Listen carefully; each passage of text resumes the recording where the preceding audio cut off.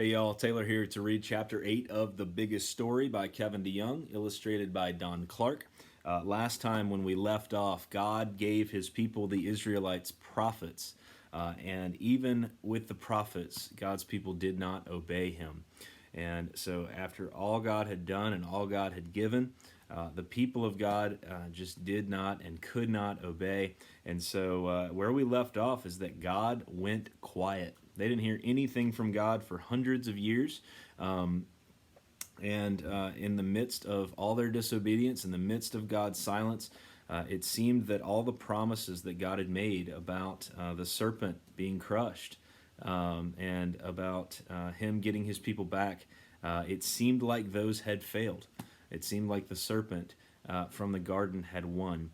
And so today we're going to turn to chapter 8, and we're going to read about when God broke his silence and how indeed the serpent did not win. And so this is chapter 8 of The Biggest Story. I'll read if you want to listen, and then I will give you our activity for the day as well to go along with this chapter. So this is chapter 8.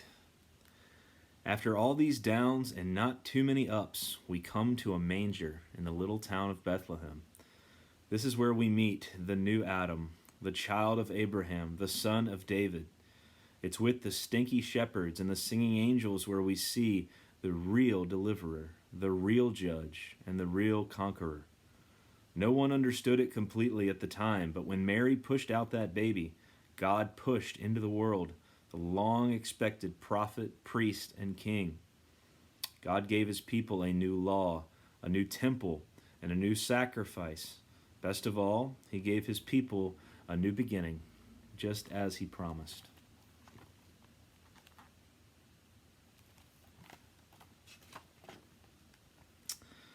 Of course, some things were different than people had expected. The stable with the animals and the scandal with an unmarried Mary were surprises to most folks. The miracles were remarkable. The teaching was unlike anything anyone had ever heard.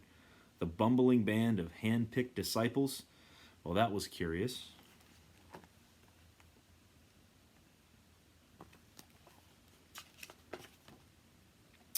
But the biggest surprise to everyone was that the chosen one of God was chosen by God to die. It just didn't seem right that the one destined to crush the serpent would be crushed himself. So when Jesus, the Christ, the Son of the living God, died on the cross that Friday afternoon, it seemed a shocking evil beyond belief.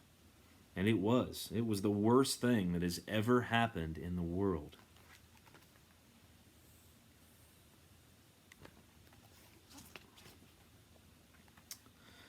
But it was also the best thing that has happened in the world, just as we would expect from God and just as God planned it.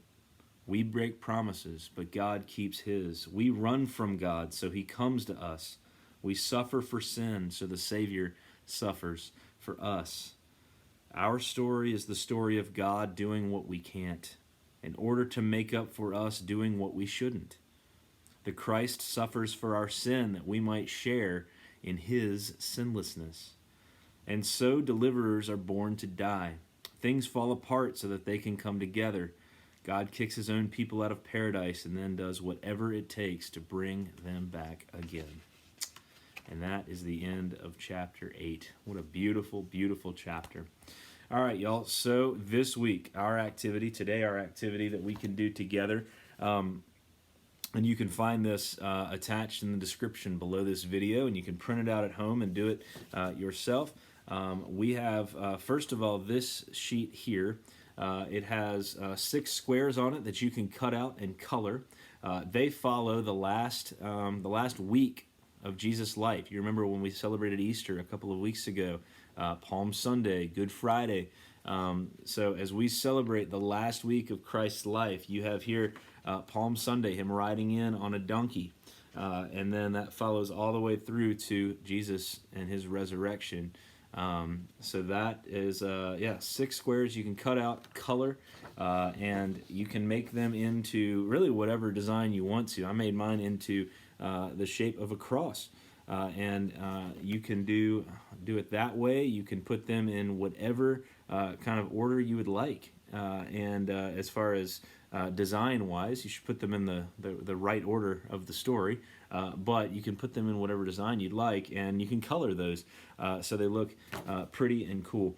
So I'm going to get to coloring mine. I encourage you to do these together. Let us know what they look like when they're done. Send me a picture so that I can see yours. And yeah, I hope you guys are liking this book. I hope you guys are doing really well. And I really, really hope to see you guys really soon. So have a great day.